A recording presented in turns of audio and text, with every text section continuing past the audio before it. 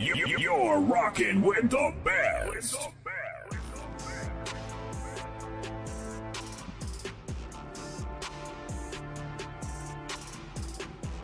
You're rocking with the best.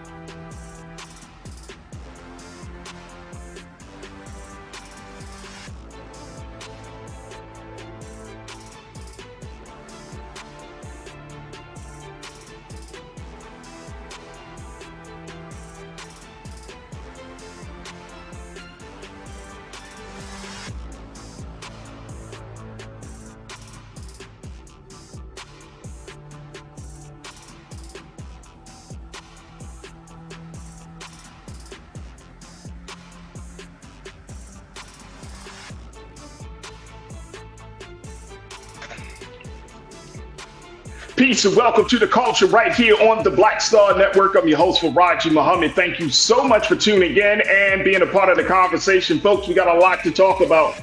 First and foremost, let's break it down. Former President Donald Trump has been indicted for conspiracy charges and a number of other charges. We're going to break it down for our very own Suzette Speaks, the attorney out of Florida, to give us some insight as to what we're looking at on this whole situation. Also, folks, can we talk about what's happening in the state of Oklahoma as they have rejected the survivors of the Tulsa Massacre from over 102 years ago from getting any type of settlement? We'll share with you the latest in that case. Also, Former Ravens player Michael Orr has come out with a new book saying that the blind side was not his side of the story. We'll share with you the latest around that and so much more. So stay with us. We got a lot to cover on today's edition of The Culture right here, exclusively here on the Black Star Network. Let's go.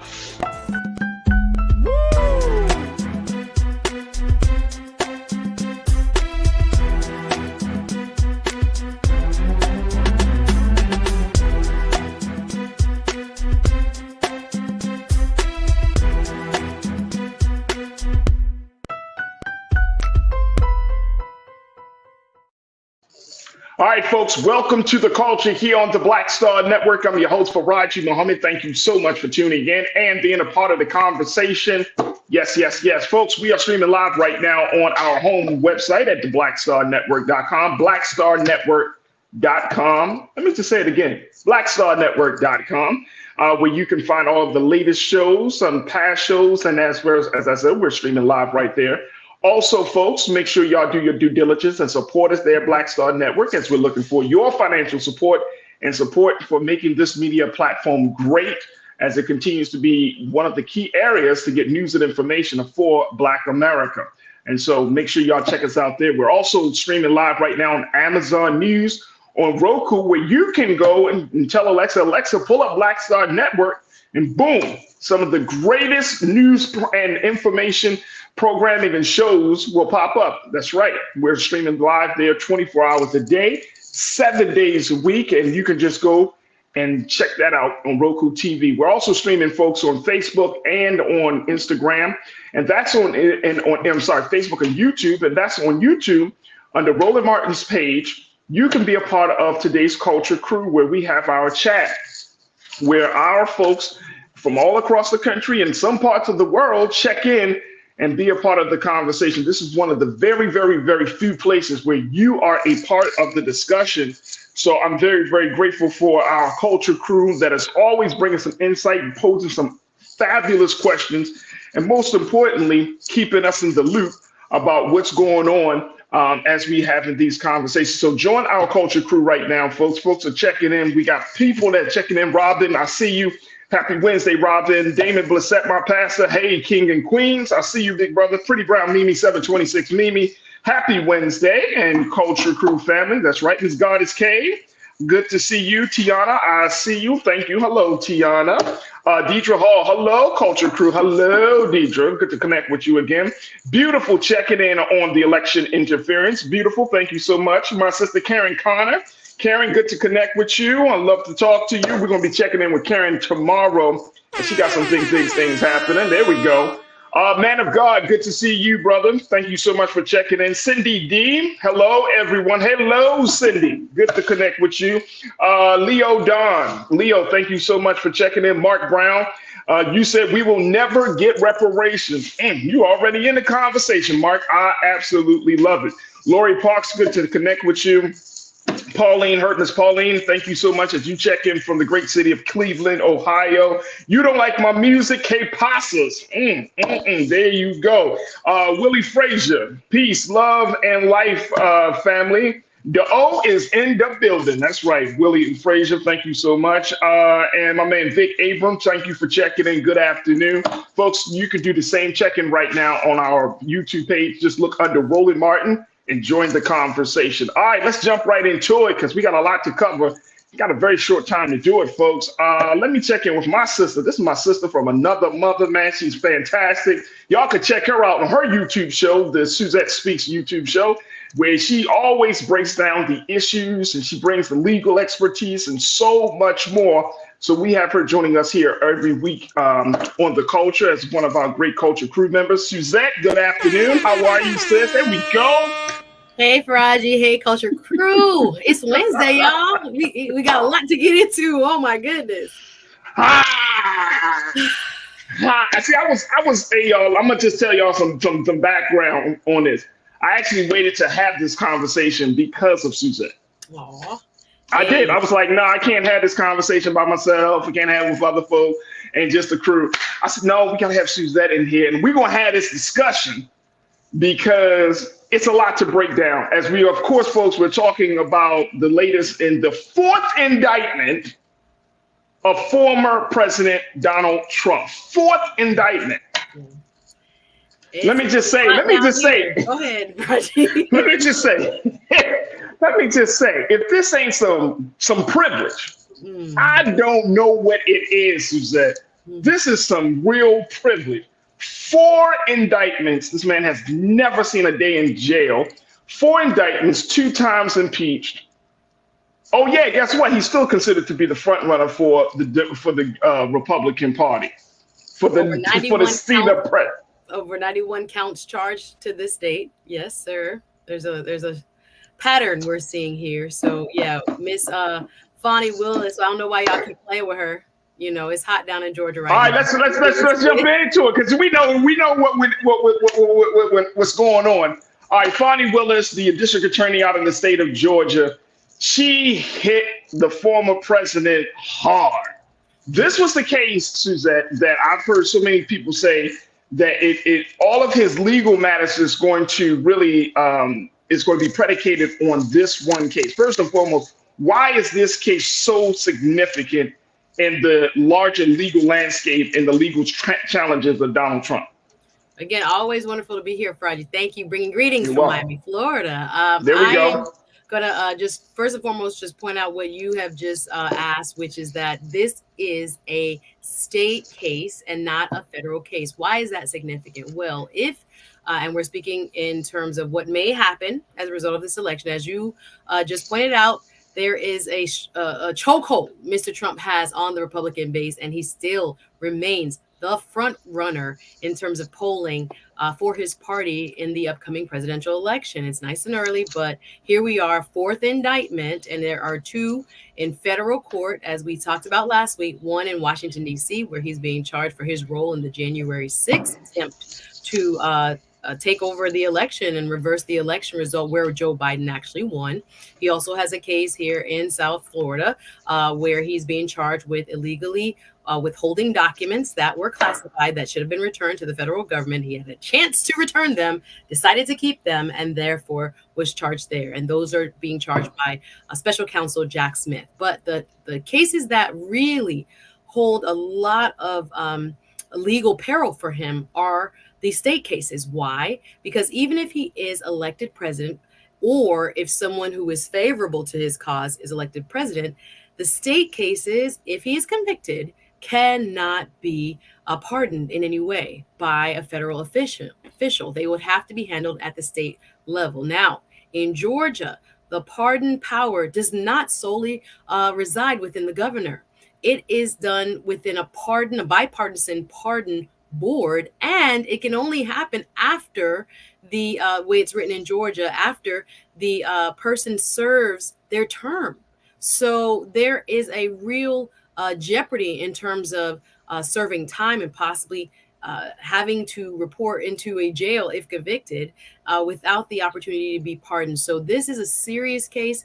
Mr. Trump is being charged with along with 18 other co-conspirators. We can get into it, including several attorneys that served him and staff members that served him, people who were claiming to be fake electors, people who were local election officials. 2 African Americans are among those who are also charged in this wide sweeping charge from Fani Willis, this case of what she's calling possible racketeering. And what you usually see these laws, although this is a Georgia version of this statute used, is to indict people who are involved in mafia-like or that kind of crime committed by organized crime individuals. But this is a unique way it's been applied.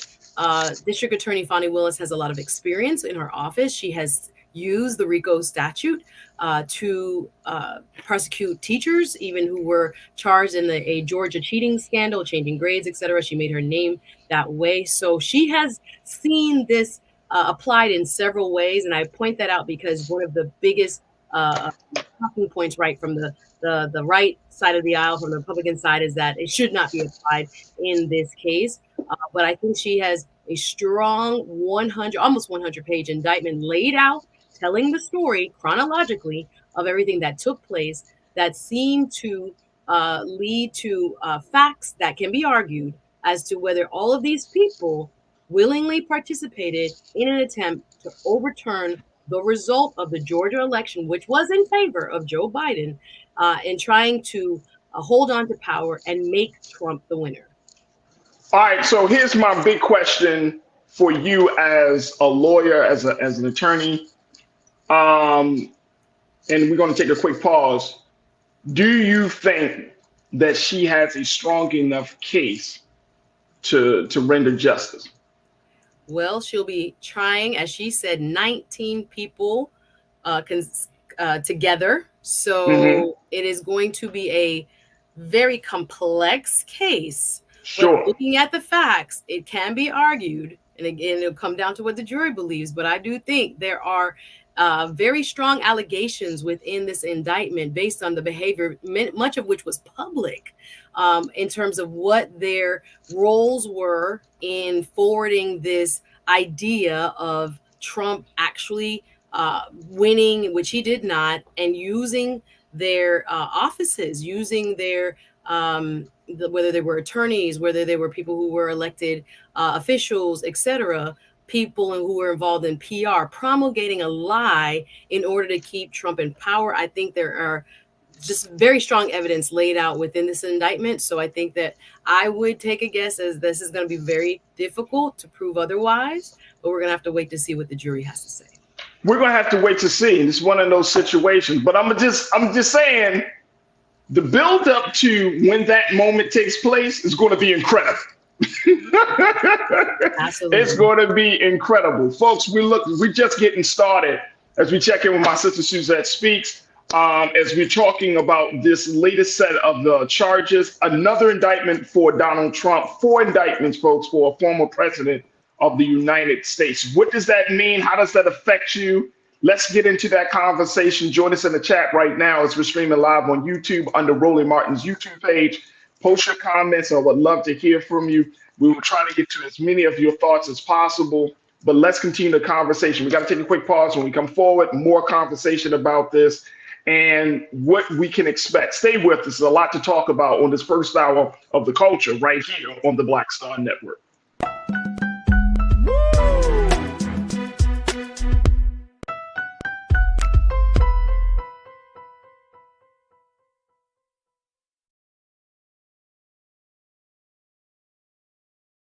When you talk about blackness and what happens in black culture, we're about covering these things that matter to us, speaking to our issues and concerns. This is a genuine people-powered movement. There's a lot of stuff that we're not getting. You get it, and you spread the word. We wish to plead our own cause. Too long have others spoken for us. We cannot tell our own story if we can't pay for it. This is about covering us. Invest in black-owned media. Your dollars matter. We don't have to keep asking them to cover our stuff. So please support us in what we do, folks. We want to hit 2,000 people, $50 this month, raise $100,000. We're behind 100,000, so we want to hit that. Y'all money makes this possible. Check some money orders. Go to P.O. Box 57196, Washington, D.C. 20037-0196. The Cash App is $RM Unfiltered. PayPal is R Martin Unfiltered. Venmo is RM Unfiltered. Zelle is roland@rolandsmartin.com.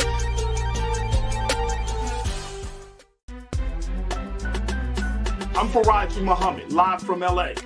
And this is The Culture. The Culture is a two-way conversation. You and me. We talk about the stories, politics, the good, the bad, and the downright ugly. So join our community every day at 3 p.m. Eastern and let your voice be heard. Hey, we're all in this together. So let's talk about it and see what kind of trouble we can get into. It's The Culture, weekdays at 3, only on the Black Star Network. Folks, Black Star Network is here. Oh, no punching! I'm real revolutionary right now. Support this man, Black Media. He makes sure that our stories are told. Thank you for being the voice of Black America, Roland. Stay black. I love y'all. All momentum we have now, we have to keep this going. The video looks phenomenal. See, this difference between Black Star Network and black-owned media and something like CNN. You can't be black-owned media and be scared. It's time to be smart. Bring your eyeballs home. You dig?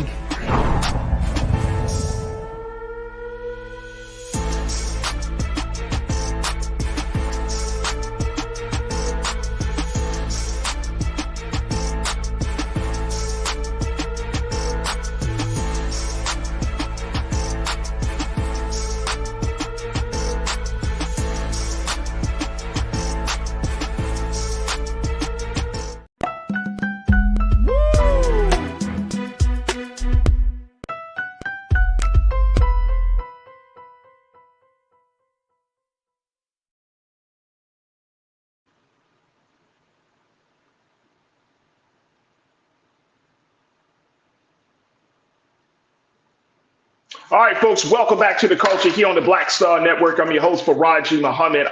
We have been talking about, of course, former President Donald Trump being indicted for the fourth time. This one, he's got so many charges, not just against him, but also some of his co-conspirators or allies in this case of the election interference for the state of Georgia. Now, Fani Willis, who's the district attorney for the state of Georgia, laid out her plan on, or rather her legal thesis as what she saw happening as a result of the former president's trying to overturn the election in the state during the 2020 election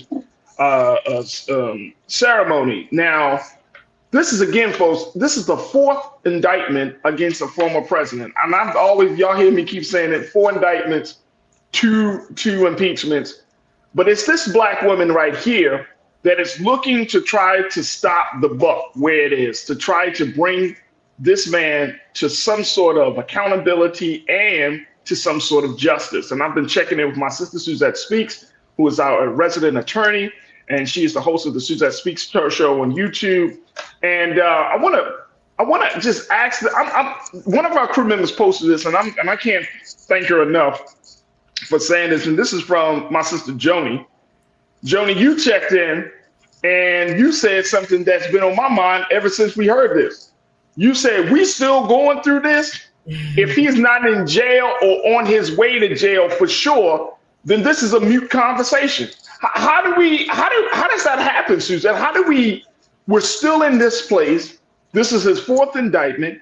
He got, let me see something. I saw 41 charges. Yep. The New York Times put out the 41 charges that he is allegedly responsible for. 41 charges.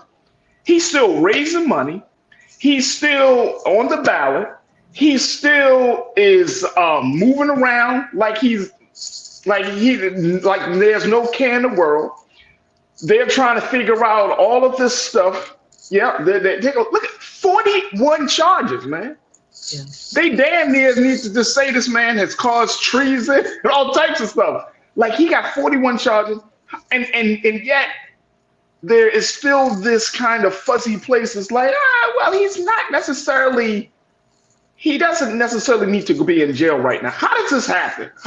Because I'm like, Joni, at some point, this is going to become a mute conversation. So why should people be even remotely interested in what's happening with this particular, this latest indictment from Fani Willis? Well, I would say that sometimes, again, it seems like the wheels of justice turn very slowly. However, Fani Willis has stated that she has spent the last 2.5 years, the phone call that Mr. Trump made to the Georgia Secretary of State, Brad Raffensperger, asking him to find nearly 12,000 votes because he really won. And he just needed some help finding the votes. That happened on her second day in office.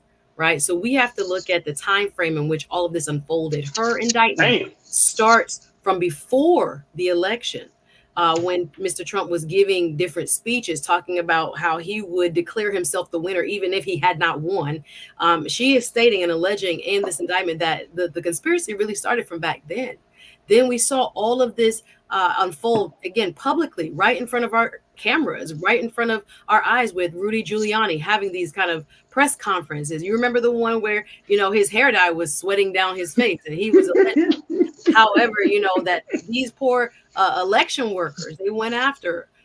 We have to remember, those two ladies that we've spoken about here on this show, and the implications that it had in terms of what people really was thinking was going on. Mr. Giuliani himself, alleged that they were passing, ballots around, and he used the word like cocaine or heroin and crack, and those kind of euphemistic ways of saying that Black people somehow were stealing the Georgia election, because Mr. Trump really could not believe that of all the states that he had, in fact, lost Georgia. So what Fani Willis has laid out here is that, therefore, his attorneys and other associates, set out in this kind of syndicate to overturn an official election result that they did not agree with. We have to remember what's at the heart of this matter was that he refused to accept the official results. And I have to applaud even the Georgia governor, Brian Kemp, right now is one of the few Republican officials who has come out and said,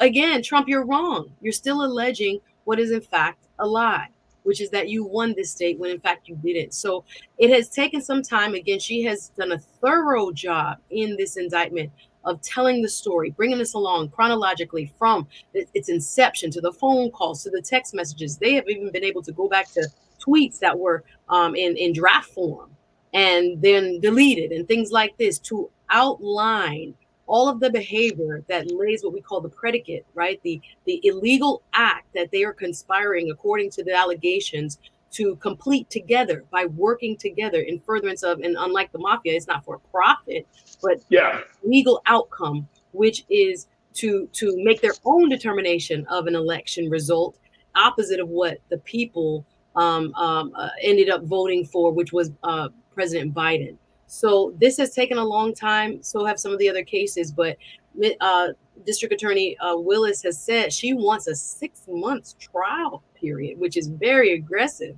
Not sure if she'll be able to conclude. What is that? And I'm glad you brought that up. So what did I saw that? So what does that mean? So you want a 6 month trial period? Like, what's the implication of that? So basically, she wants to start moving this case along quite rapidly. But again, with 19 different co-defendants, that's going to be very difficult. And also with other competing trial dockets, meaning the other cases that's going on, and those judges setting hearings and depositions and all types of ways in which the cases are going to be contested. You know, you're going to have hearings about what we just saw filing on. For example, Trump's former chief of staff filed a motion to remove himself from the case to be held in state court, to remove it to federal court. And he's saying because of a statute that allows those who work in the federal government, those who are operating in their auspices of doing their job, that they should or can be allowed to move their case in terms of a federal judge and a jury. However, it will still be the DA and her team prosecuting it, although it will be in the federal level. But only difference and the significant difference that they're trying to work towards is that the jury pool will be a little bit wider. Instead of just Fulton County, where the state case will be, that jury pool will now include what they call the Northern District of Georgia, the federal district that's cut up into, I think, a little bit of its neighbor is also involved in the Northern District of Georgia. But nonetheless, the jury pool will be a little bit wider and they're hoping a little bit more favorable. So so all these independent motions that are going to come through, it's going to take some time to set them down. So I think she is being, very optimistic and again, wanting to move this case so that the public interest of finding out, is this in fact something that he has done by way of a conviction by a jury, or, should that be kind of slowed down by other cases? I think it's a real possibility.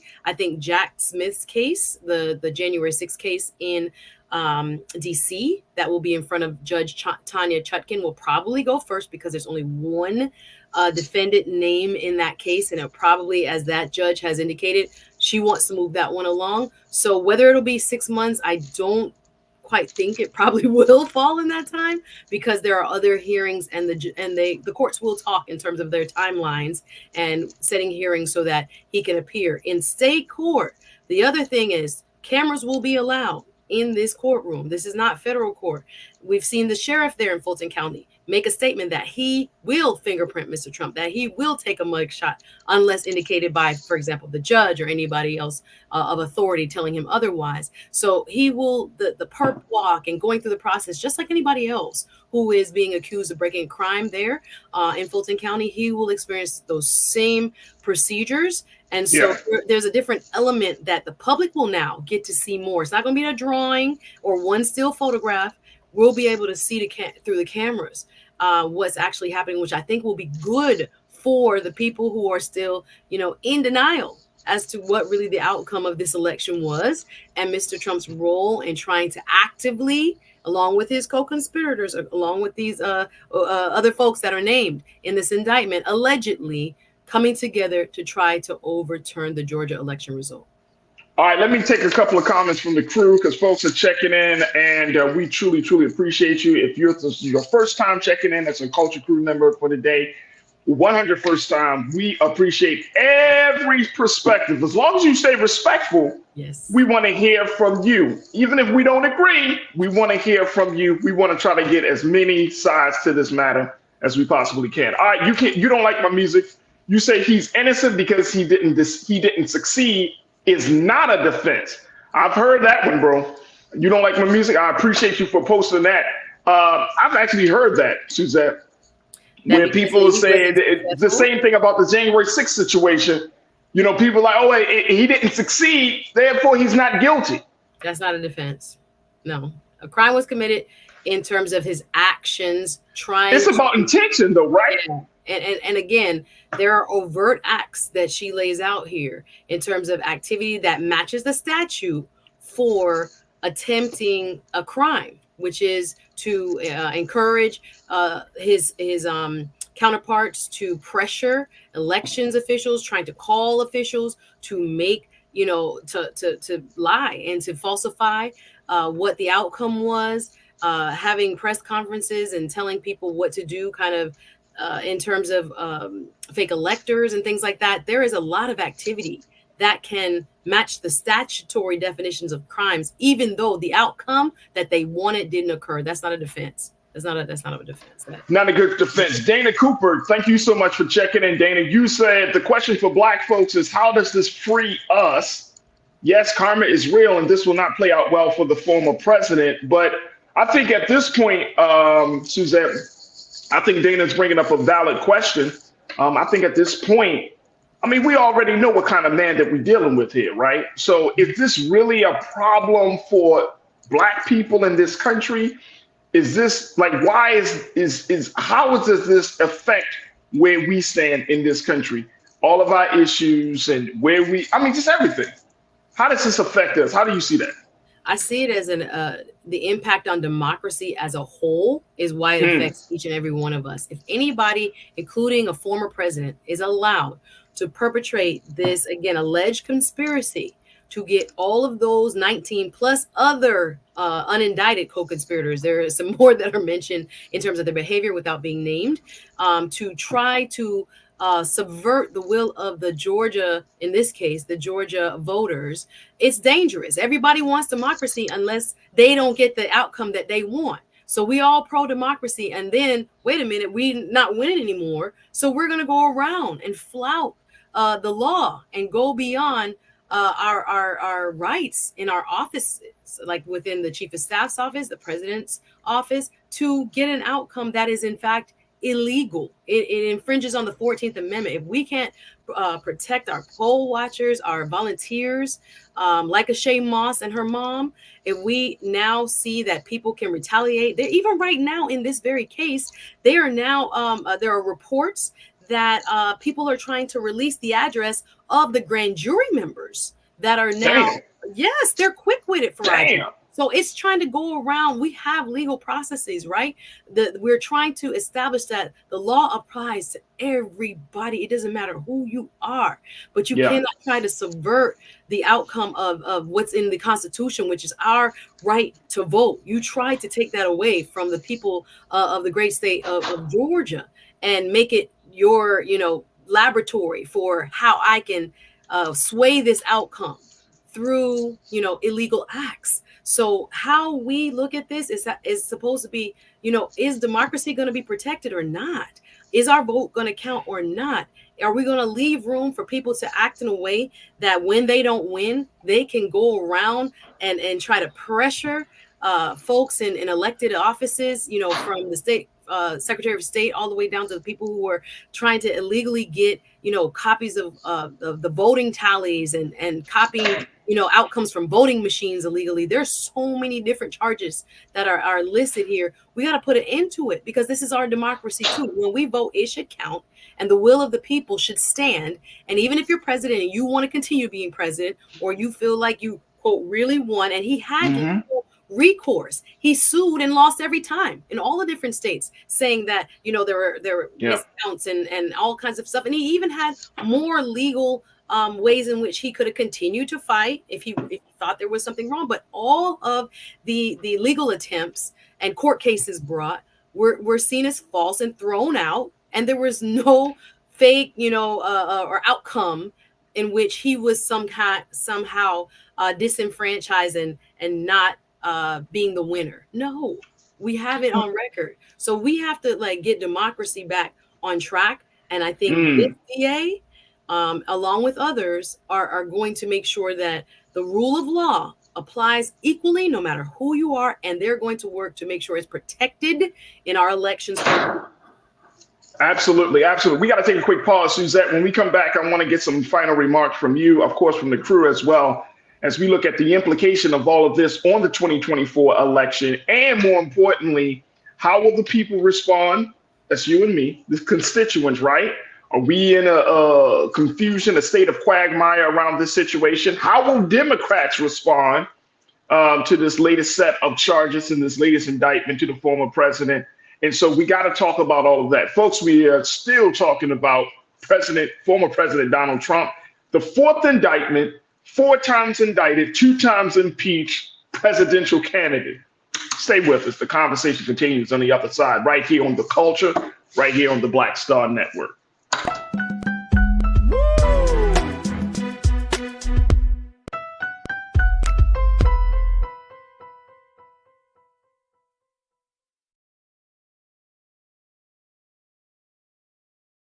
Folks, Black Star Network is here. Hold no punches. I'm real revolutionary right now.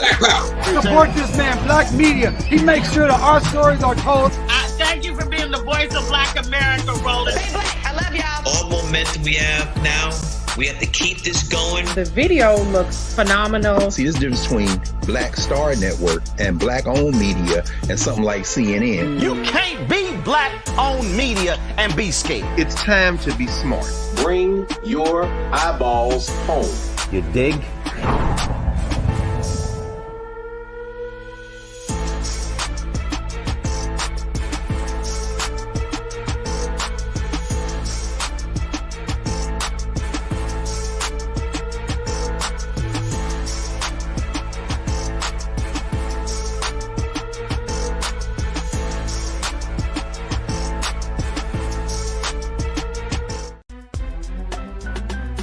I'm Farajii Muhammad, live from LA.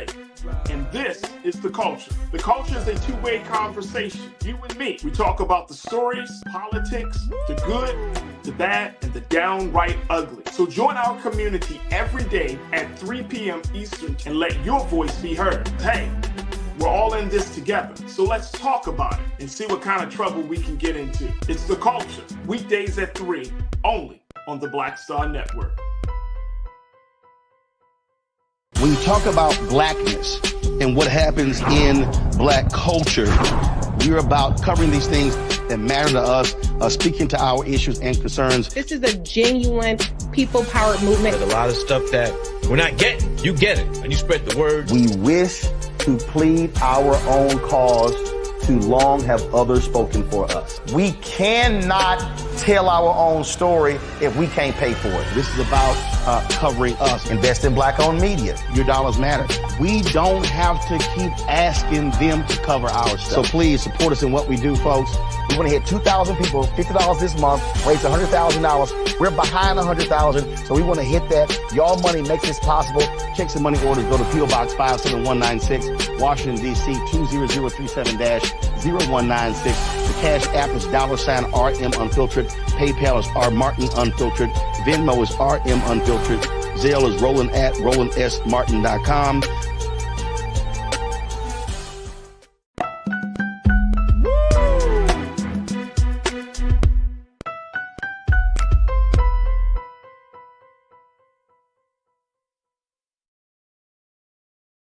All right, folks, welcome back to The Culture here on the Black Star Network. I'm your host, Farajii Muhammad. Thank you so much for tuning in and being a part of the conversation. We have been talking about former President Donald Trump and being indicted for the 4th time with 41 charges coming at him from the state of Georgia, courtesy of the district attorney, Fonnie Willis, down there, talking to our very own Suzette Speaks, who's an attorney and talk show host, as we talk about this situation and its implications on a variety of things, from everything about the state of democracy to just having voter confidence, and more importantly, accountability at the polls. Let me bring back my sister Suzette. Suzette, you've been breaking it down for us all throughout this first half of the show, giving us some insight. And the crew, everybody is kind of feeling like, you know what? Enough is enough. Stop playing games with this whole situation.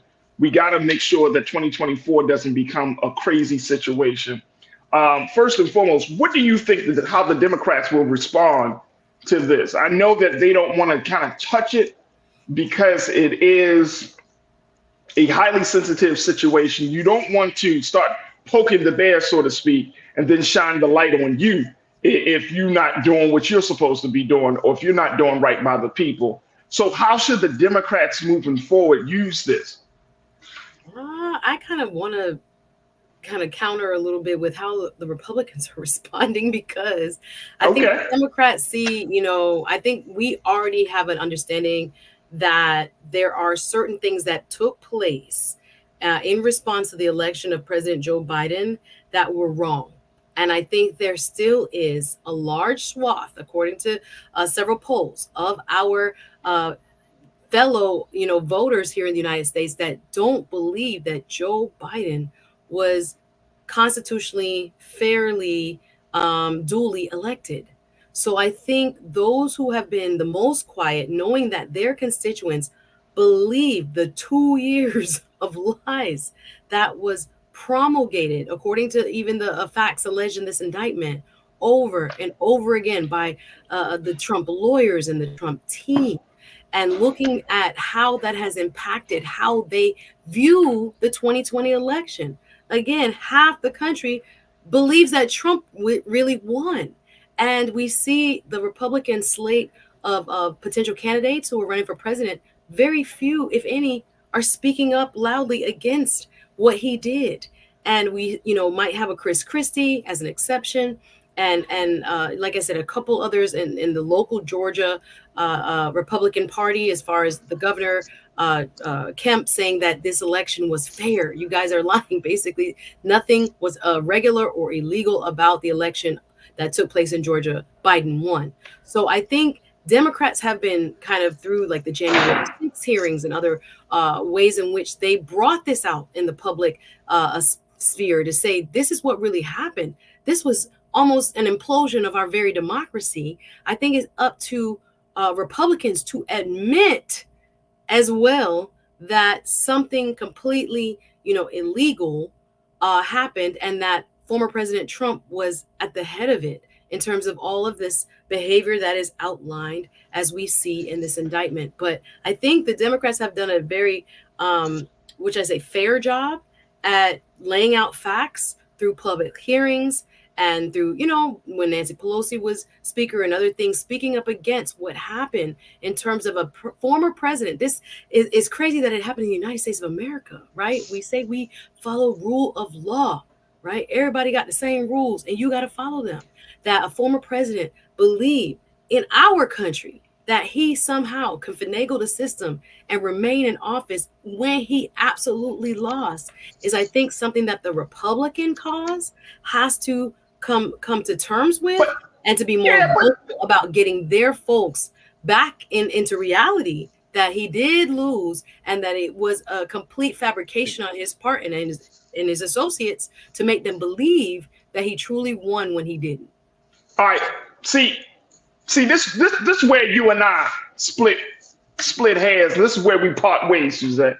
Tell me. You expect the Republicans, you said reality and Republicans in the same sentence. Come on. The reality is they should have disassociated themselves from this guy years ago. The reality is he should not still be considered a front runner, a viable candidate at this point. The reality is he should not be allowed to be on the ballot. I mean, the party needs to say, all right, this guy is bad for business. I mean, and that's what essentially it is. He's bad for business in a very, very big way. And if the American people, which I truly believe is happening, I think the American people are slowly waking up, and I'm speaking of white America, not just black America, white America is slowly waking up and saying, this is insane. This is absolutely insane. We cannot have a guy like this representing our interests and our cause, and he is just this morally deficient,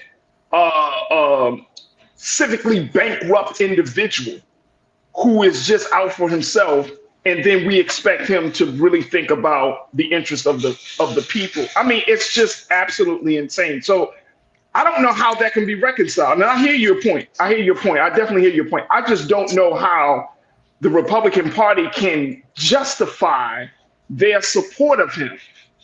They're not even coming out and saying, we can't do nothing with this guy. We can't do nothing. We gotta let it go.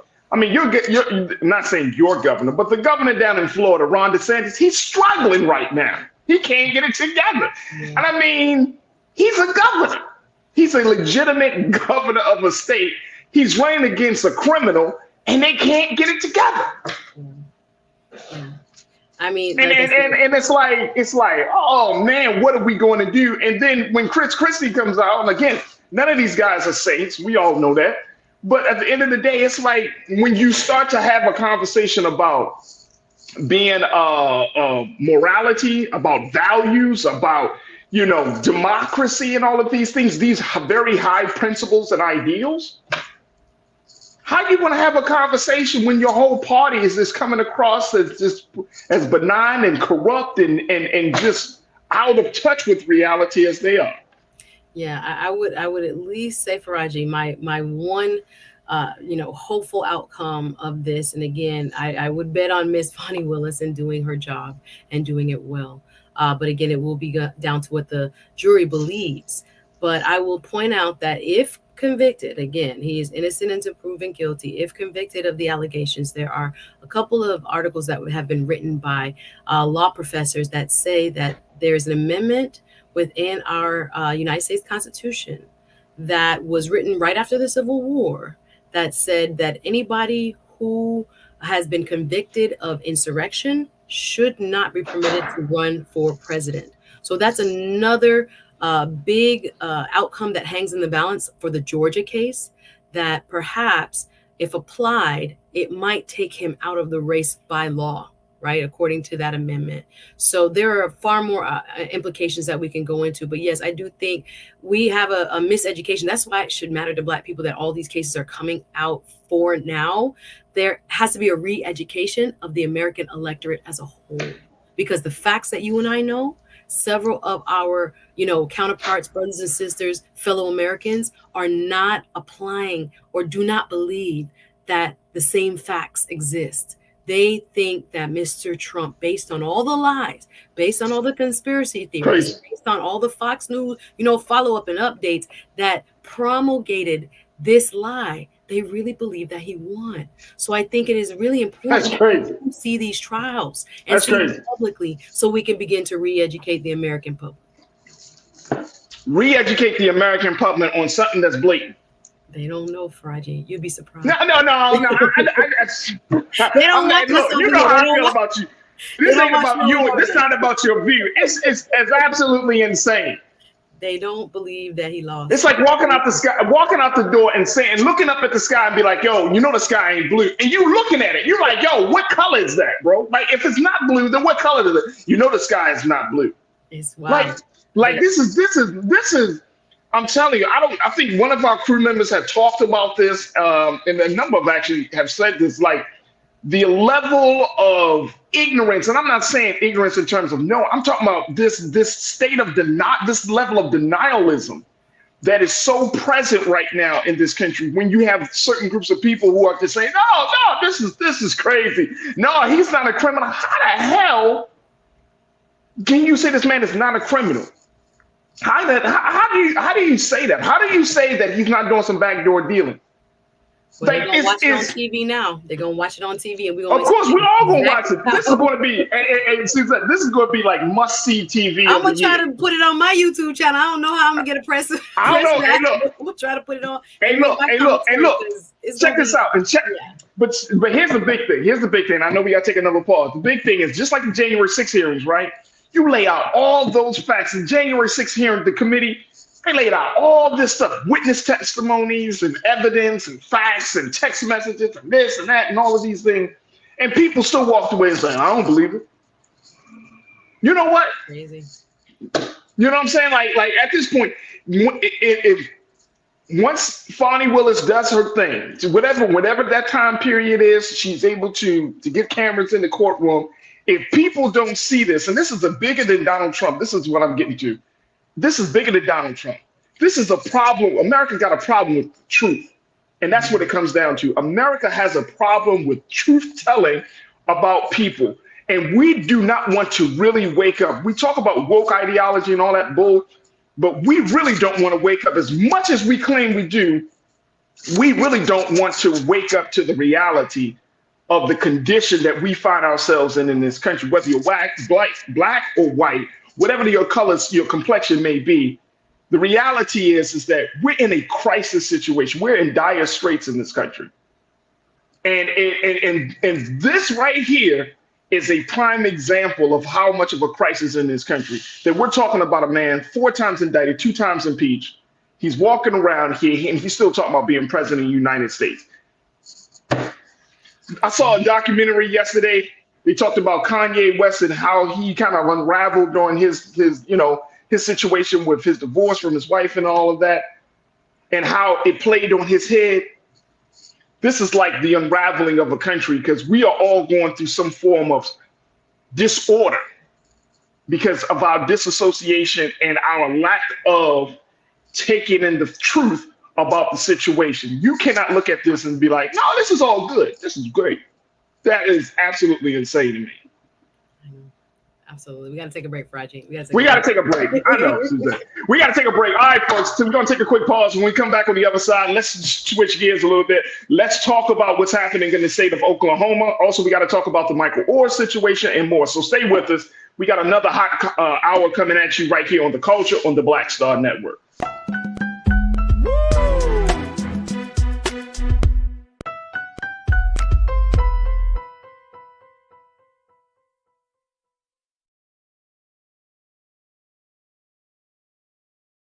When you talk about blackness and what happens in black culture, we're about covering these things that matter to us, speaking to our issues and concerns. This is a genuine people-powered movement. There's a lot of stuff that we're not getting. You get it, and you spread the word. We wish to plead our own cause.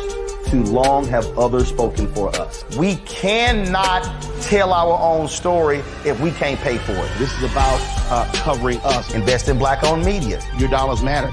We don't have to keep asking them to cover our stuff. So please support us in what we do, folks. We want to hit 2,000 people, $50 this month, raise $100,000. We're behind 100,000, so we want to hit that. Y'all money makes this possible. Check some money orders. Go to P.O. Box 57196, Washington, D.C. 20037-0196. The Cash App is $RM Unfiltered. PayPal is R Martin Unfiltered. Venmo is RM Unfiltered. Zelle is roland@rolandsmartin.com.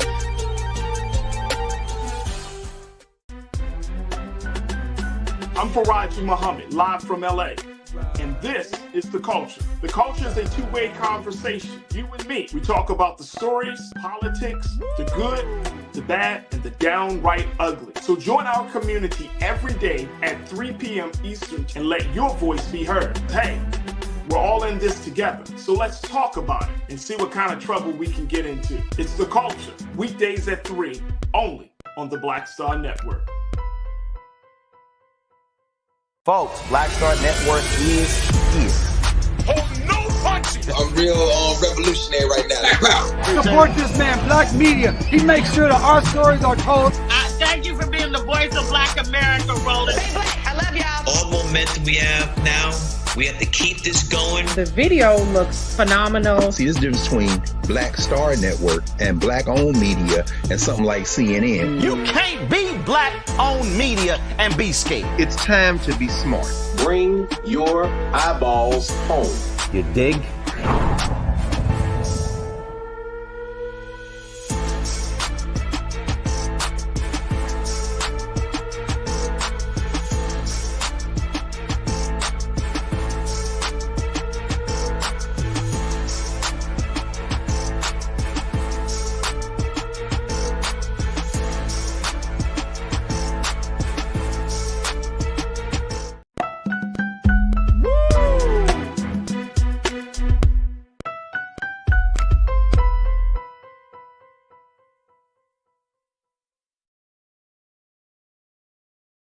All right, folks, welcome back to The Culture here on the Black Star Network. I'm your host, Farajii Muhammad. Fantastic first hour of my sister, Suzette Speaks, checking in from Florida as she is our resident attorney and the host of the Suzette Speaks show on YouTube, talking about this latest set of charges against the former president, Donald Trump, out of the state of Georgia with District Attorney Fani Willis, saying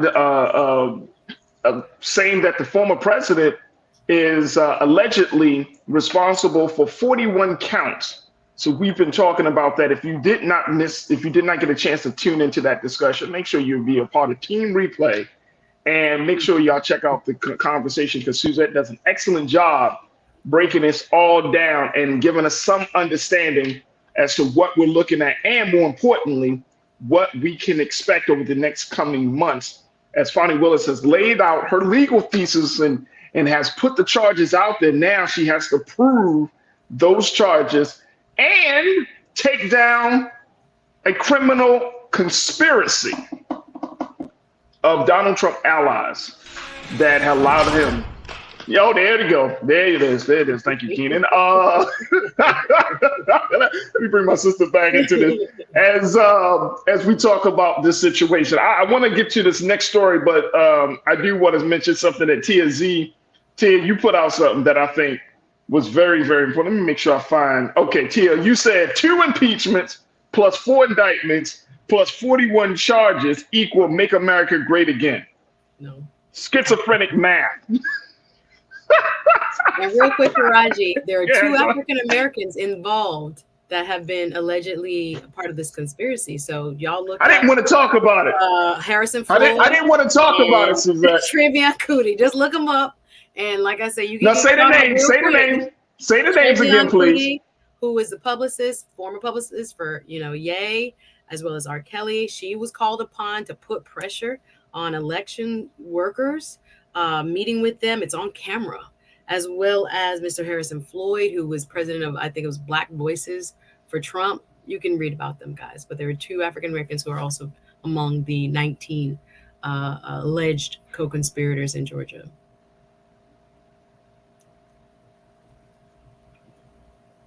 Farajii. I'm sorry. Hey, look. They got caught up. No. No, they didn't get caught up, Suzette. They didn't get caught up. They call upon you and you go visit these people's houses. No. Tell them to withdraw and they look for votes. No, Linda. No, Linda. No, Linda. No. Man. No, they didn't know. Let me check. Let me say this. You get caught up when you don't know what's happening. No, I hear what you mean. I know what you mean. Yes, sir. I agree. You know what I'm saying? Knowingly got caught up. when you like, oh, okay, sure. Yeah. When the first time they ask you to do something, it's to be like, no, I'm not doing that. Yeah, I'm not doing it. So now you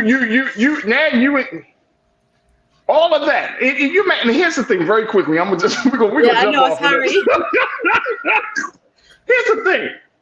Was it worth it? No. That's how I feel about the lawyers.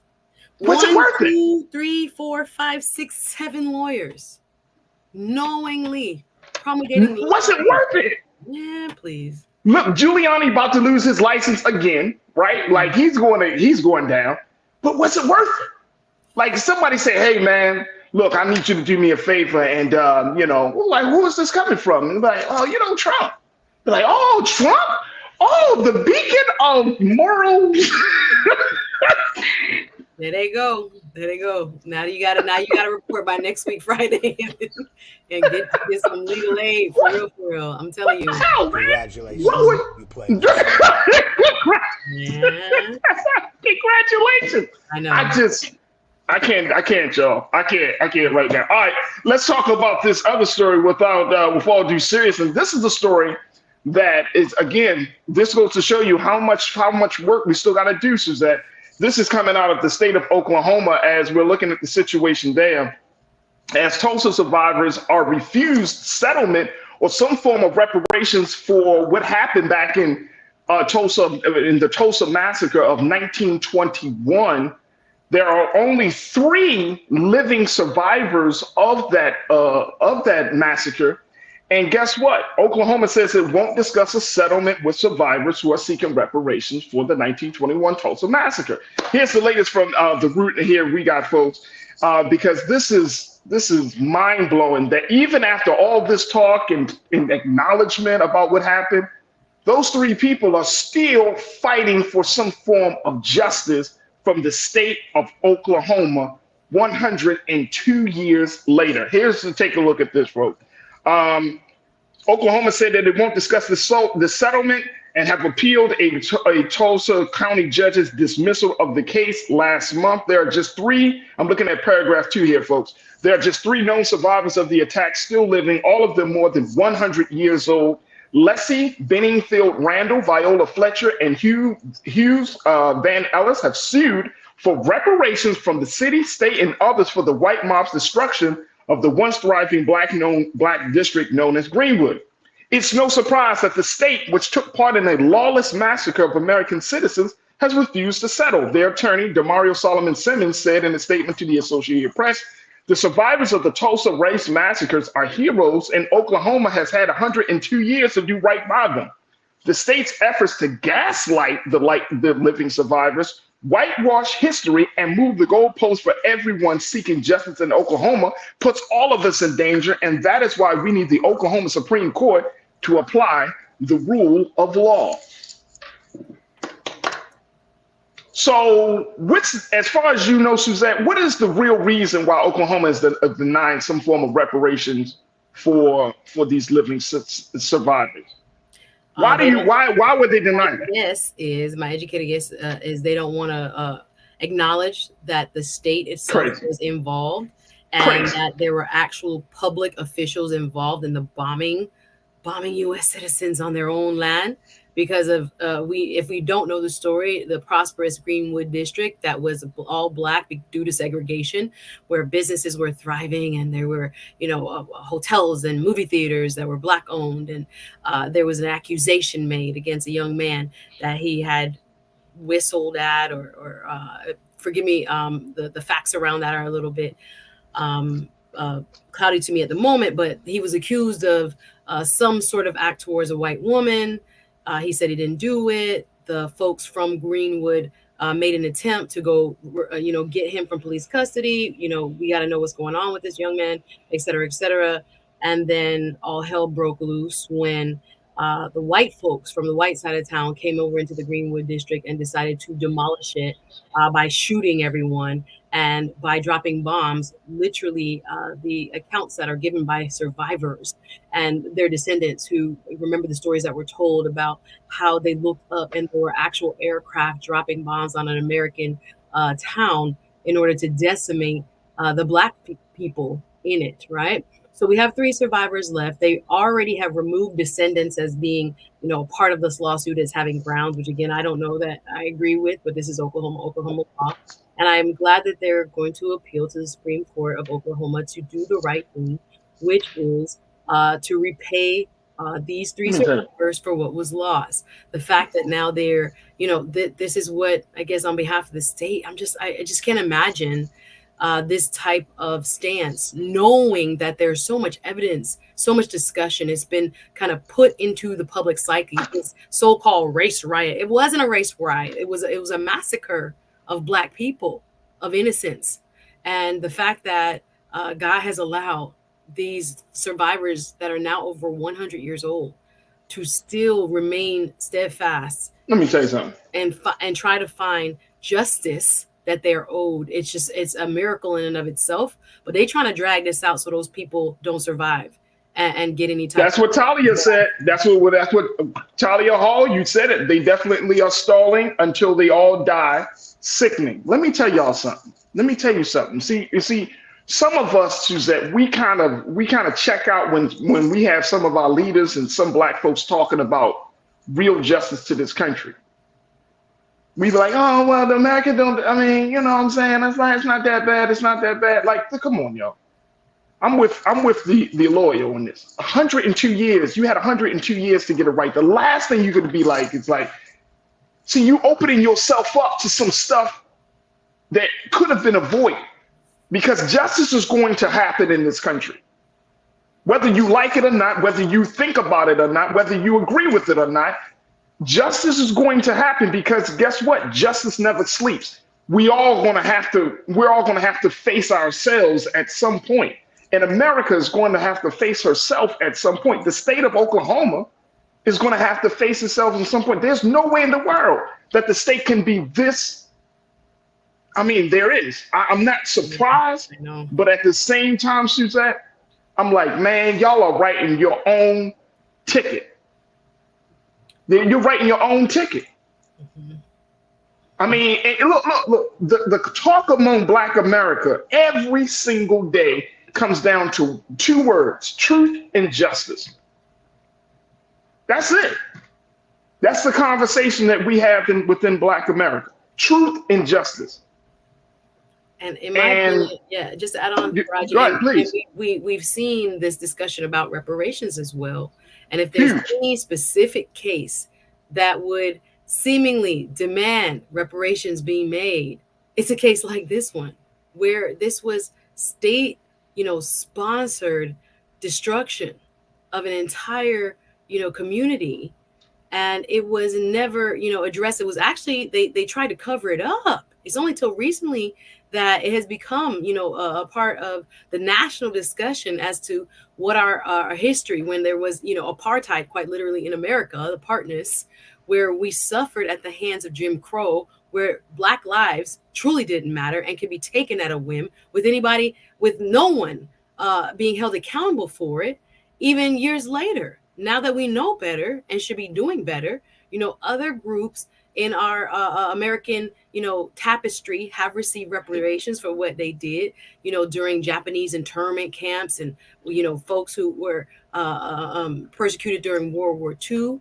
We've paid as a country, the price of what was, these heinous acts. But for whatever reason, when it comes to all the deliberate acts done to destroy Black people, Black society, Black communities, Black individuals, and you have the people that are around who can give you the eyewitness testimony as to what exactly happened and by who, and the state is still, shuffling callously away from the responsibility that they hold and the role that they played in terms of destruction of an entire generation. And we're looking around, their descendants can't even be a part of the lawsuit. So now you're down to 3 known survivors. Yeah. And now you want to say, we're not going to pay and make them appeal and take longer. It's evil. It's absolutely evil. And that's what I'm saying, Suzette. In 2023, when people say, well, America can right its wrongs, all you got to do is choose the right thing. But we're so far down the line, unfortunately, that even the right thing, calling for the right thing, has to be considered a revolutionary act. Just simply calling for justice. This is insane. This is absolutely insane. Joni checked in. Joni, you said, I would hate to be in the shoes of all those who have and still done the evil things to Black people for all these years. Justice will be served. Oh my gosh. Mm-hmm. Oh my gosh. Hey, look, I think to appeal. And I hope the Supreme Court takes it up, because they still have another layer to go. And look, I hope so too. And let's keep it real. If the Oklahoma Supreme Court says no, as if they don't deserve it, just on the basis, I don't care how quote unquote strong your case may be in 2023. We know that happened. We know that the Tulsa Massacre happened. Just knowing history should be strong enough to say they deserve something in response to that. They built highways over those people's land. You go to that part. Look, I've heard people that said to me, you go to that part of Tulsa, Oklahoma now, you can hardly find any remnant of a Black community, a thriving Black community. Any remnant of that. You're talking about 102 years later. We but we acknowledge what happened 102 years ago, when we had at the 100-year anniversary of that massacre. And you mean to tell me y'all still ain't going to do right? Nah, I'm not praying for you. I'm not praying for you. There need to be people putting pressure in our, under our First Amendment, our right to peaceably assemble and let our voices be heard. There are people that need to speak up on behalf of these descendants and these survivors that are now in their hundreds, quite literally. As a community there, hopefully they do rally around them and continue, whether it's letter writing, whether it's peaceful protests, whether it's calling upon your elected officials to get involved, make statements, hold press conferences, whatever you need to do to put pressure on, especially like the legislature. Even in Florida, we've had legislative bills come through. For example, the Ocoee Massacre. A lot of people don't know about Ocoee, right outside of Orlando. Oh my goodness. But the state legislature. It was another black town? Yes. Another black town. Okay. Bottom line is the state legislature created a law to allow descendants of Ocoee and any black students that live within that surrounding area to go to college based on a state grant. So if it doesn't even happen within the judicial branch, which we do hope it does, there might be other recourse, I would say, to the legislators. I don't know how they're in Oklahoma, the lay of the land in terms of Republican versus Democrat, et cetera, within their state house and state Senate. But there may be other chances for recourse, but we'll keep an eye out on what happens at the Supreme Court level there in Oklahoma. Absolutely. And very quickly, I know we got to take a quick pause. 30 seconds. Can President Biden, because Buster Douglas III, you said federal could step in for the survivors, but y'all still going to vote for Biden regardless. # Cornell for Prez. And you are not a victim. Ask the question, where's President Biden? Can he step in? I know we got 30 seconds left, but can he do anything? Obviously, there are two different branches here. This is the Oklahoma state jurisdiction, their laws, right? Their bodies of governing. And then you have the federal level. If there were some kind of same thing, like a law created for some type of redress, it can happen. Excuse me. President Biden doesn't have the executive order power. It would have to come from Congress. So it would have to be the same thing, legislation that would hopefully make this right. Excuse me. There it is right there. All right, folks, we got to take a quick pause. When we come forward, let's talk about former Ravens player Michael Orr and how he has released a new book telling his side to the story of The Blind Side. That was a book and that was made into a movie. And now he's saying the adoption and story that his parents gave him was all a lie. We'll have that conversation up next, as I got something for you if we got time for Trends, Post, and Doing the Most. So stay with us. Still got a lot to talk about here in today's edition of The Culture here on the Black Star Network.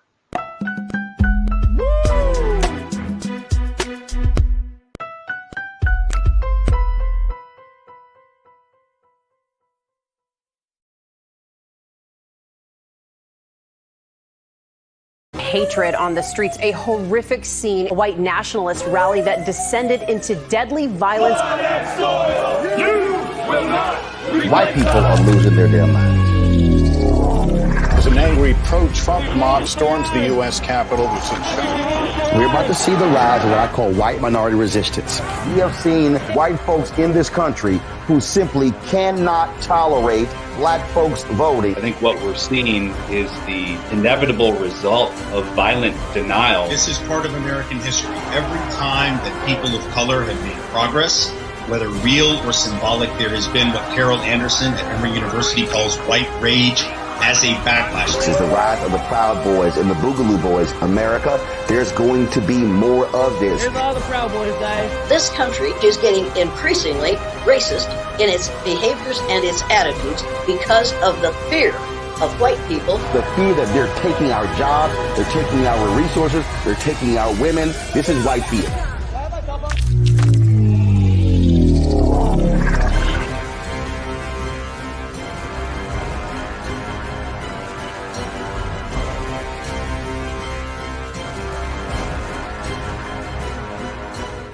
Black Star Network is here.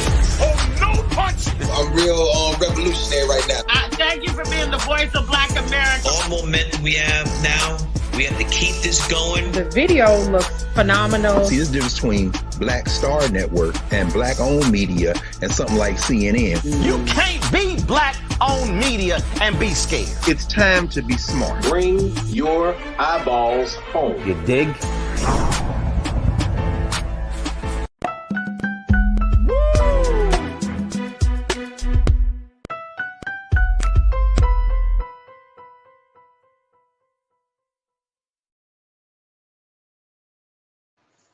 All right, folks, welcome back to the culture here on the Black Star Network. I'm your host, Farajii Muhammad. All right, let's talk about this next story, which is the story of former Ravens player Michael Oher, who is the author of a brand new book. As we take a look at what has been happening, as he wanted to tell his side of the story. If y'all are not familiar with Michael Oher is a black football player who was adopted by a white couple, and how they helped him as a little boy and worked with him and they essentially raised him to grow up into being an NFL superstar. And they made a movie about it called The Blind Side, starring Sandra Bullock, about this journey of this white couple raising this black child. Well, now Mr. Oher has gone on record to say this is all a lie. Suzette, let's talk a little bit about this. My sister Suzette Speaks checking in once again. Suzette, this is a story that you were really interested in talking about, and I'm glad that you were, because I feel like, you know, this is a very interesting story. First thing, The Blind Side came out years ago. It's been some time. Yeah. So it's been. It hurt. That's 14 years. It's hurt. I can't believe it. This is like a shock to the system. Like looking at how well the movie did and the folklore around their family. And again, as Farajii pointed out, if you don't know The Blind Side, it was an Oscar-winning movie and book that popularized this kind of folklore around Mr. Michael Oher. He, as a teenager, became a ward of a state at 11 years old. You know, his mom struggled with substance abuse, and he was taken in by this family. And again, according to what we saw in the movie, we thought it was all love and that they had adopted him as it was portrayed. Now he's alleging that never happened, which is like, again, it's so huge and goes against the feel goodness of this story and what we thought we knew. So in his lawsuit, he's alleging that he was never adopted. In fact, he believes that a conservatorship was established. Again, he said he just realized this about 6 months ago, that instead of it being adopted, he actually gave them legal rights to make all the decisions about, you know, his money, his, you know, medical decisions. All basically conservatorship gives over legal rights to make decisions to a third party. So he thought he became a part of their family as an adoption, you know, would allow, but he, right after the age of 18, signed this paperwork. He said he didn't know it was a conservatorship, but basically looking at all of what happened with their movie, with their book, he's saying that they illegally, according to his filing, you know, allegedly gained profit from his image, from his likeness, from his story, from which he never benefited. So now they have put out a statement. To be fair, their attorneys have now hit back saying that this is a shakedown, according to them, that they never kept from him that it wasn't a conservatorship, which I take issue with, because at first they weren't mentioning it. Now that they have in their statement kind of admitted there is a conservatorship, and there needs to be a forensic accounting around where the money went and what monies were given to who. And if in fact, and according to like their statement, if he wants to end the conservatorship, that's fine with them. I'm paraphrasing, but bottom line, this is a grown man. What you saying? Why are you acting as if you're doing him a favor? And maybe it should have been ended years ago. But again, we're going to have to look at, you know, what one side is claiming, which is again that he didn't understand what this was, that it actually hurt his NFL career because it made him seem dumb, according to like how he was portrayed in the movie. That, you know, this kind of football IQ that we talk about, especially as it applies to black players, that he suffered as a result in his NFL career because of how he was, you know, described and portrayed by the Tuohys. But Leanne and Sean Tuohy have a lot of splaining to do when it comes to what actually happened and what he knew and when he knew it. So there's a mess going on right now between the two sides, and what their alleged versions of what happened are just so different that it's quite shocking to those of us who fell in love with the story. So a conservatorship Conservatorship. What Britney Spears had. Conservatorship. Right, exactly. And that was just my point in bringing that up, Suzette, because this is the same situation. But this wasn't unlike Britney Spears, because this was from her father, right? This was from her biological father. Is that from what I understood? In that case versus this case, this is not like, of course, it's not Michael Oher's biological parents. The thing is, he was 18 when he signed over and created it, according to his pleading. But in Britney's case, their argument was that she was medically unwell. Sometimes when people get old or they can't manage their affairs. And again, it gives almost complete power to this party to make decisions on your behalf. They have control of your checkbook, all your checking accounts. You know how you. So this is it's like complete control of your affairs. It's a lot of power. So what makes this different from a power of attorney? That is more limited in nature. Usually it's like medical power of attorney, or it has, more limited functions. Conservatorships are granted by a court and are like all encompassing.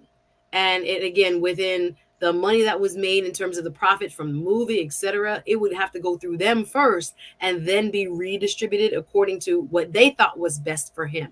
But this young man is not incapacitated at the time. Again, he had turned 18. He had a rough upbringing. He had been, again, a ward of a state. But he said in his allegations, in his lawsuit that he's filed, that he thought all along that he had been adopted and that they never adopted him. The paperwork that he signed was actually this conservatorship.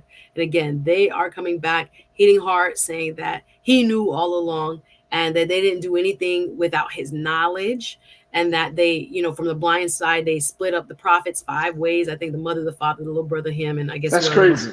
And all this other stuff. They're vehemently saying that this is a shakedown of some sort, and that they will let go, basically, if that's what he wants. I'm kind of like taking issue with that as a grown man. You want to let me go? Nah, you was making so much money off of me. But again, all these are allegations. I don't know what is true from which is actually the fact, because you got two sides right now going back and forth. Basically, all we have is the public statements made after he filed his lawsuit. And now the Tuohys have responded with their own public statement. But we have to wait till this one gets into a court of law to see what, really actually happened. And, it's so funny, so ironic that all this is happening. And his story is called The Blind Side. He didn't know nothing. He was blindsided. He was blindsided.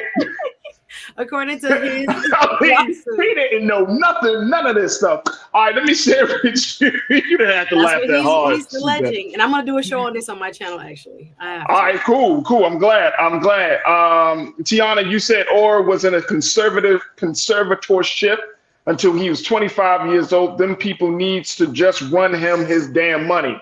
That money is gone. Yeah, I don't know. 20 years later. I mean, that money is gone. Yeah. Tiana, thank you so much. Talia, you checked in and said the movie made it appear that they adopted him. That's what he's saying. Yeah. Yeah, absolutely. And that's a great point. Thank you, Talia, for checking in. Robin, you checked in. Robin Welch, you said, how do you only get allowance when it's your money? Your likeness, your image, your story. That part. Because if he was young, like they didn't know he was going to go into the NFL. They say, because again, you see what I'm saying? Like, unlike Britney Spears situation, she got into the industry very early on as a young girl, right? So then there was some view, oh, she's on track to becoming this person. But Michael Oher, they didn't know he was going to get into the NFL. He claims that they were going to adopt him so he could be officially, I think it was like an Ole Miss, if I didn't get the school right, alum. So they were alum, and it was going to help him get into that school to play with sites on the NFL. So there was that connection there. But yeah, the fact that, again, this was such a heartwarming, feel-good movie, American story. Yes, again, some people even call the movie, the public sentiment around, the white savior, kind of not my words, but what's been called, you have a black kid that comes in and gets saved by this white family. This family has advocated for adoption due to this. They have foundations around this. They have speaking opportunities around this. They have become like poster people for, advocates of adoption. So to think that it may not even be true, it is kind of, rocking the public in terms of who they thought they are and what they may in fact be. Again, all parties must, kind of prove their allegations in a court of law. But it's a very damning lawsuit. Absolutely. Look, I got to take another quick pause. When we come back, let's talk a little bit more about this. Crew, I want to get more of your comments and get your take on this as we're talking about the Michael Oher situation, how the former NFL player has now decided to tell his side of the story about his relationship with those folks that we thought were her parents, but actually it wasn't. This was not his adoptive parents. They were owners of his conservatorship and the implications of that. So stay with us. The conversation continues on the other side right here on The Culture on the Black Star Network.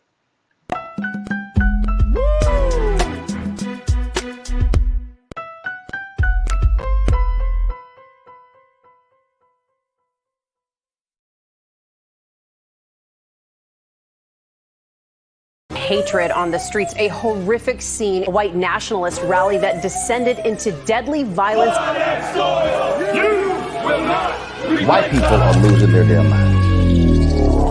As an angry pro-Trump mob storms the U.S. Capitol, we've seen shots. We're about to see the rise of what I call white minority resistance. We have seen white folks in this country who simply cannot tolerate black folks voting. I think what we're seeing is the inevitable result of violent denial. This is part of American history. Every time that people of color have made progress, whether real or symbolic, there has been what Carol Anderson at Emory University calls white rage as a backlash. This is the rise of the Proud Boys and the Boogaloo Boys. America, there's going to be more of this. Here's all the Proud Boys, guys. This country is getting increasingly racist in its behaviors and its attitudes because of the fear of white people. The fear that they're taking our jobs, they're taking our resources, they're taking our women. This is white fear.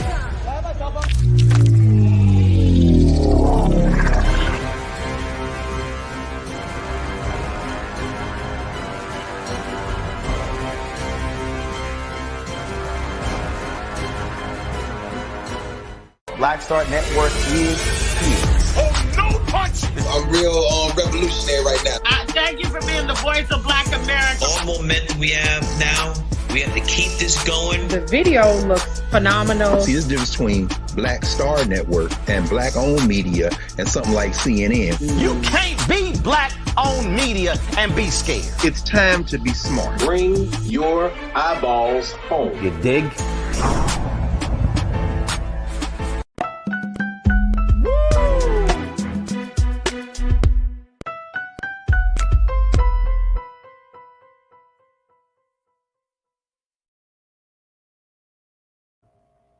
All right, folks, welcome back to the show. We've been talking about NFL player Michael Oher, who has now come out in a new book to state that his whole adoption story was actually a lie and that the blind side shared the wrong side of what really happened. And this has been a huge shock, considering the fact that the blind side, the book, it was a book that was made into a very successful movie starring Sandra Bullock.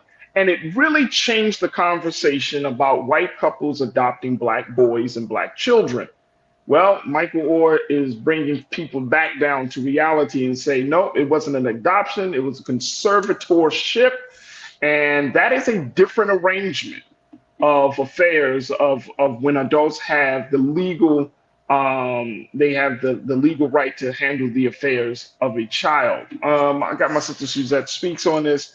Suzette, this is, like you said, this was a real shock to the system in a lot of ways because this was a quote unquote an American story and a story that people felt inspired by and a story that they gave some people hope. What do you think is going to happen now? Even though now both sides, Michael and this family are going back and forth about what really happened, how do you think it's going to affect other people's view of this idea of the white savior, cultural idea of white parents saving black boys or black girls, especially in those who are in the adoption system? How do you think it's going to affect that conversation?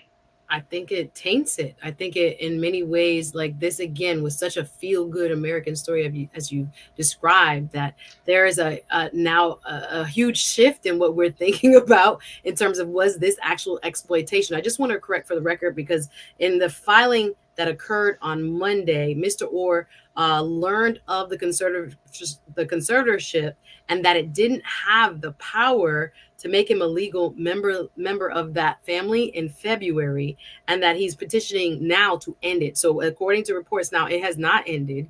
He's now petitioning to have it ended. But to your question, I do think it allows us to, have a very open conversation as to why people are doing what they're doing. Again, it ruins it for people and families who have an open heart to love anyone. And I think, again, I believe in cross-racial adoption. I think it's better than sitting in a foster care home or a foster system. Right. Oh, no doubt. Not being loved, not being nurtured. I hope we get an increase in the amount of Black families that will be able to adopt in the future. But if there is not enough, we have to look, cross races to see who, again, will open their hearts and open their homes to a human being that just needs that love and care and development, right? So again, it unfortunately, changes this narrative that, will we look twice as to what are some of the objectives behind, for some couples, this type of move. Again, they paraded him, they had him out front. They have a whole movement around, what they do to give back to less fortunate kids, et cetera, et cetera. But it now, again, opens the door for that criticism, and maybe rightfully so, to kind of look twice and kick the tires. People are coming after even the actress that played Leanne Tui. Sandra Bullock is getting hate online on her social media, which I don't understand. Why? She should have done more research. She should have done this. I'm like, it's not. Let's not go after. It's not. That's not that. First thing, folks. First thing. She's not going to do as an actress. She's not going to be like, is this real? Is this true? I mean, you come to the script, they say it's based on a book. She may have picked up the book. We don't know. I don't know. But I'm just saying, if you read the book and the book presents a certain narrative, and there's no pushback at that time. Yeah. There was no pushback about this in 2004. Yeah, exactly. So when you look at her now, she just lost a long-term partner, and it's just weird that people now want to hold her accountable, so to speak. I think, again, this lawsuit the facts as we know them, like one side is saying one thing, one side is saying a whole nother thing. So right now there's a divergence in the facts, but I think the paperwork is going to prove, what happened. I think there should be, again, a forensic accounting of what came into that conservatorship and what went out into who, right? How were they paying themselves? What were they doing with the profits from the movie? They said, I think, a part of a contract, and I've read, and again, I don't want to put it out there as concrete, but that up to 2% of that movie, and I was doing a calculation on my phone, and I think they said, if I go back to my calculator, sorry, that the movie made like $300 million. That's like $5-6 million. That's crazy. I forgot how much that movie made. That's crazy. Exactly. If those were the terms of the contract, again, conservatorships give that person that's now in charge of your affairs a right to enter contracts on your behalf. If they did, and again, these are allegations unproven, but if they did, sign contracts for whatever percentage of the profits of the movie, where did they go? How much did he get? And should he have gotten more? And should have this, conservatorship have been ended way before now? Did he have to make noise? Now there had to be something that sparked him going into the paperwork, right? To see what was actually going on then.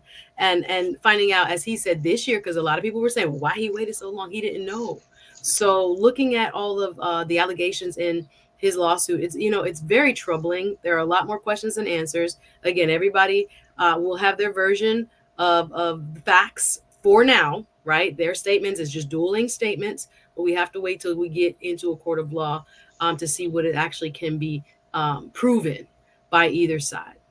Pastor Damon Blissett checked in and said $309 million is what the movie made. Yes. And y'all got to know, in 2004 terms, that's a lot of money. We're just simply talking about this is 23, so 19 years ago. Yeah. Nearly 20 years ago. but that's a lot of money back, and it probably cost less than 20 million to make. I mean, it really wasn't like didn't have explosions and all of those things to it. So the cost to make the production versus how much it actually made, huge profits, a profit margin. My thinking is now then looking at this, Suzette, and I know you take this very quickly. When we look at how even these Hollywood celebrities, you know, I'm thinking about like an Angelina Jolie, Sandra Bullock. She actually adopted Black children herself. Yep. When you hear about these stories, you know, it does leave a little bit of room, little bit of doubt and suspicion as to if this is, and I'm not questioning the quality of a person's heart, but when you do have cross-racial adoptions, I'm sorry, for me, it's like, okay, what is really happening here? Not to say that you can't do it or that you shouldn't do it, but it does open that door a little bit where it's like, are you doing this just because of some financial gain, some benefit? Some folks will even travel across the globe. You know what I mean? Remember, there was a point where a lot of people, a lot of American couples, whether they were Black or white, but I think mostly a lot of white American couples were traveling to Africa to get Black children, to adopt Black children. Yeah. Go to Haiti, going to the Caribbean, going to lands where our people were serving as the majority and getting children. And case by case, Farajii, because again, yeah, and that's what I'm saying. That's a great point. Excellent point. Oh, it makes my stomach turn to think, even though he was 18, how vulnerable he was based on all the stuff he had gone through at that time. And if they did take that opportunity to exploit him, it's beyond the pale, and they need to give that man his money. But again, they're going to have their day to prove or to bring out what they say happened. And again, it's just really sad all around that it just brings this cloud over what was this classic movie, feel good movie. Everybody, you know, left the theater all, you know, warm and fuzzy inside, and how beautiful we can be and love one another no matter what our backgrounds are, etc. But unfortunately, these individuals, again, according to his lawsuit, they're going to have their time to, you know, prove up what they say happened. You know, it's just really kind of shocking allegations for those of us who know the Blind Side as a brand. So we'll have to see what else, you know, comes out in the future, but, you know, we'll be talking about it. And Pastor said it cost Pastor Damon, you said it cost $29 million to make that movie. They made 10 times that much in the theaters. Oh yeah, and they got an Oscar, you know, nomination out of it. I mean, Sandra Bullock won an Oscar for that. She won an Oscar for that. That gravy train was moving. That gravy train was running. Man, oh man, we want to have to wait to see how this thing plays out. Folks, up next, we got something for Trends Post and Doing the Most. Stay with us. It's The Culture here on the Black Star Network. When you talk about blackness and what happens in Black culture, we're about covering these things that matter to us, speaking to our issues and concerns. This is a genuine people-powered movement. There's a lot of stuff that we're not getting. You get it, and you spread the word. We wish to plead our own cause. Too long have others spoken for us. We cannot tell our own story if we can't pay for it. This is about covering us. Invest in Black-owned media. Your dollars matter. We don't have to keep asking them to cover our stuff. So please support us in what we do, folks. We want to hit 2,000 people, $50 this month, raise $100,000. We're behind 100,000, so we want to hit that. Y'all money makes this possible. Check some money orders. Go to P.O. Box 57196, Washington, D.C. 20037-0196. The Cash App is $RM Unfiltered. PayPal is R Martin Unfiltered. Venmo is RM Unfiltered. Zelle is Roland at RolandSMartin.com.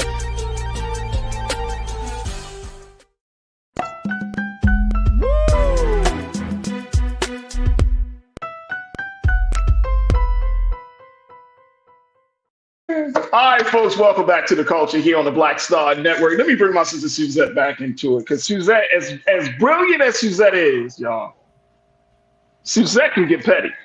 What? What do you mean, Farajii? What you mean? She loves talking about the pettiness of other people. That's what I mean. I try not to be. Let's not go there. I want us to live in unity and let it go. That's my rule. A lot of times people get petty, but I try not to be. All right, so this story here, I just had to bring this up because I think this is like super. This is super petty. I see the segment. I think this is juicy and petty. All right, folks. This is what folks are talking about right now. So we all know about that famous viral video of Keke Palmer really just going crazy for Usher just a couple of months ago when she visited Usher with your girlfriends for his Las Vegas residency, and how she was wearing whatever she was wearing and basically being serenaded by the R&B singer. So we remember that video, but more importantly, we remember how her then boyfriend just overreacted to the point where he started to just try to go on social media to blast the actress about what she was wearing and how it wasn't conducive for a mother to be wearing such mother of her child to be wearing such a thing, and it created this uproar. We talked about it. Well, I think he's out the picture at this point. And guess what? Usher, who I'm sorry, I can't say this for Usher, and Keke have now joined up to release a new single that drops today called Boyfriend. And in this single, this is King Petty. This is petty. So Usher already knew that everybody was talking about him and how he was doing this. But they came together to drop this single. And as a result of that, he put a line in the song that he said, quote, "I heard your boyfriend was looking for me." Y'all, let's support Black families, y'all. Can we support Black families and strengthen Black families? Oh my goodness. He's really playing off of this.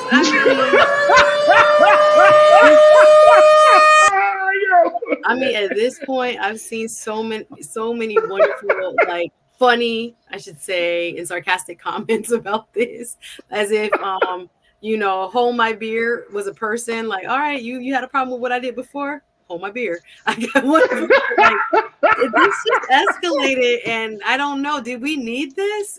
I know they had a wonderful, moment. Well, they already known each other for some time. They're friends. They're real friends in real life. Okay. They are real friends in real life. She's been around. I mean, he's been around forever. She's been around forever. So they know each other, and they had, like you said, that viral moment where she was out in a cheeky outfit, let's say, and dancing and being serenaded by the one Usher, and it caused USHERRAYMOND. It caused a little uproar, caused a little stir. Her child's father was not feeling it. You a mother, come on, what you doing? Where you out there? And then people came to her defense. I'm talking about strongly. Oh, I know that. I get it. Here's one of the lessons that and look, fellas, here's one of the lessons that we need to learn from this. Don't push your woman into the arms of another man. It breaks my heart. It breaks my heart. I don't know. I'm Don't do it. Publicity, or you think, how does Darius feel? That's what I want to know. Darius. Who cares? Who cares at this point? Who really cares? They have a child together. That's all well and good, but they not to. If Darius would have kept his mouth shut, had the conversation with his girlfriend in private quarters, now you looking sillier than ever. You are more embarrassed because now the man that oh my gosh, you went to bop, bop, bop. Now, not only did you lose your girlfriend, the dude that she was serenaded by puts out a single with them. In the video, singing with him. I don't know. That's petty. That ain't me, Farajii. You better call Keke, because I don't know. I mean, I thought this died down, That's petty. And then he gonna put in there, I heard your boyfriend was looking for me. I heard your boyfriend was looking. Come on, Usher. Come on, Usher. Don't break up happy homes and families, bro. Come on. It's kind of messy, kind of petty. I don't know. I'm team. Let's not do this to our baby fathers. Like, this is too much. But I get the publicity angle. I get that people were talking about it so much that they probably couldn't get it out quick enough, like in the studio. doing the music video. People were, very, very bothered by, Darius speaking out and saying that she had no right, so to speak, to come out the house and be acting that way as a mother, a new mother of his child. And, he stood on that, for his household. He don't stand for his household. And, the man felt like just, to give the other side of the coin, he was standing up for, I guess, traditional. What was he saying? I get it. You trying to handle a situation. People was like, traditionally, why you didn't marry her? They came hard. Hey, Suzette. Remember when Dave Chappelle had that great segment, one of his classic segments of all time, when keeping it real goes wrong? Listen, making money off of it. They're like, let's capitalize on the moment. I don't know. I hope she had a great discussion with him before she put this out. I bet you she was behind it first. She probably hit Usher up and was like, look, this is what I'm going to do. Because he was probably, behind the scenes, he was probably calling her and blowing her up. You made me, blah, blah, blah. And she was like, okay, cool, no problem. I hear you, Derek. I hear you. We're going to take care of the situation. Let's look. Hey, y'all remember, this is my phone. This is my phone impression right here. Do you know what's so funny? Hey, Usher, can we go into the studio? Just like the beginning of his video. Come on, man. Oh, stop playing. I don't know how Tulsa feels about it, but like I said, I am not one to advocate for any. I'm advocating for Black unity. Oh, I do. No, sometimes you got to get petty with some of these cats, man. I'm sorry. So, because sometimes you just got to get petty. Hey, sometimes it happens that way, bro. You shouldn't have done that. You shouldn't try to put your woman out on blast. Not like that. If you wanted to have a conversation with her, fine. That's all well and good. And I understand. Trust me, I'm a man. I get it. But not in this industry, bro. Not with guys like Usher around. Not like with this guy. Oh, Lord. This one is... Because Usher will take your girlfriend. But I'm going to go back and watch the video. And like I said, hopefully they remain amicable, her and her child's father, for the sake of the child. And that this will not disrupt or in any way diminish, perhaps, what remains of a hopeful relationship between the two. But I don't know all them details. I'm not in her household. I don't know what's really. Man, look. She could take the child and do once he gets a job. Farajii. I'm sorry. Farajii, I guess they're gonna make $2 off of this, and we're gonna be talking about it. People gonna be buying it. I don't know. Do you take every opportunity to make a song out of something? I don't know. But maybe they felt it, and maybe old boy approved. Maybe he didn't. I don't know. That one's a little petty. That one's petty. Come on, Suzette. You know you liked it. You try to act so. Suzette is like, no. Let's keep the peace. Get their family. We need family. So we need families. I gotta watch the video. I'll tell you how I feel. I don't have to watch the video. The song is called Boyfriend. Usher says your boyfriend was looking for me, and Key's on there with Keke Palmer. Everything else is just yikes. All right, there it is right there. That's what's trending right now. Keke, I said Keke, Suzette. No. Y'all don't mix me up in grown folks' business. Whatever they decide for their household, let it be. But I don't know if this was the song that we needed. But maybe it's a good song. I'm gonna go listen to it. But hopefully their home is still intact. But nonetheless, I don't know. Their home is not intact. Their home is not intact. The home is not intact. All right, let's end the show out. Suzette, thank you so much. It's always a pleasure to have you on. Y'all, my sister Suzette Speaks. Make sure y'all support her on all her platforms. She got a dynamic show on YouTube called the Suzette Speaks Show. She talks about a lot of the same issues, giving it from her point of view, her side of things, right? Not the blind side, Suzette's side. Exactly. Suzette's side. You. Come on over, subscribe, please. Hit the subscribe. There we go. Subscribe to all of her platforms. Subscribe to her Pantheon. And she always jumps into the chat here on The Culture. So we love and appreciate Suzette so much for her brilliance and her pettiness when she decides to show it. when she decides to keep it real. Y'all don't put that on me. Bye, y'all. Thank you. Thank you, Suzette. Checking in with you next week, God willing. We thank you. Thank you. All right, folks, that's going to do it for us. I thank each and every one of you. Thank my dynamic production team, my man Chris, my Aunt Maddie, Joe Shannon, and my guy King Keenan for making me look and sound so good. Make sure y'all do your due diligence. Support us here at Black Star Network. Go to our website today at blackstarnetwork.com, blackstarnetwork.com, blackstarnetwork.com, where you can give financially, and you can also share the link, share the information with your family and friends, and certainly we want you to follow us on all social media platforms at Black Star Network. Also follow me, yours truly, Farajii Muhammad. You can find me on Instagram, Facebook, Threads, Twitter. I'm on all of that. Make sure y'all find me there. But I would love to connect with you. Let's continue to build the community of the Culture Crew and so much more. All right, tomorrow, we're going to have one of our Culture Crew members. She's going to check in with us tomorrow to talk about the great work she's doing. I'm going to also talk about why it's important for us to get involved. So we're going to have that conversation and so much more. I thank y'all so much for tuning in. Stay tuned. Up next is Roland Martin Unfiltered. As always, never be afraid to challenge what's wrong. Stand for what's right while being yourself in the process. God willing, we will talk tomorrow for another exciting edition of The Culture right here, exclusively here, only here on the Black Star Network. Peace.